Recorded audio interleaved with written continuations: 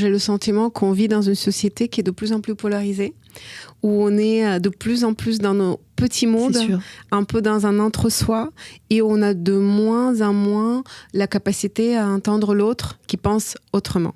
Et moi, tout mon travail, c'est d'essayer d'ouvrir la porte vers des gens qui pensent différemment de nous, qui ont des existences totalement autres que nous, souvent l'impression d'avoir rien à voir avec leur vie. Et pourtant, quand tu ouvres cette porte, tu te rends compte qu'on est tous connectés et qu'il y a un lien, mais qui est là, qui est présent, qui est au-delà de tout ce qu'on peut imaginer.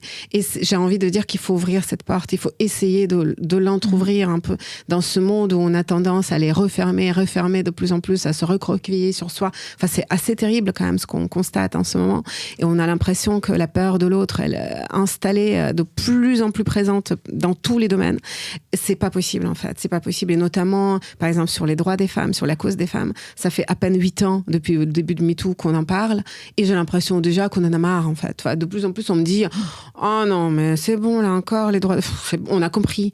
Mais j'aimerais savoir qu'est-ce qu'on a compris. Parce que quand on voit à quel point, à travers le monde, ça recule de façon extraordinaire dans certains endroits, et on voit à comment, en si peu de temps, ça peut reculer, on se dit qu'on n'est jamais à l'abri.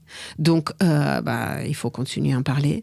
Mais c'est surtout cette capacité à ouvrir la porte, à pas s'enfermer dans des pièces un peu trop petites, ou peut-être qu'on est rassuré d'y être parce que c'est des endroits qu'on connaît et qu'on maîtrise, mais c'est pas la solution. Ouais.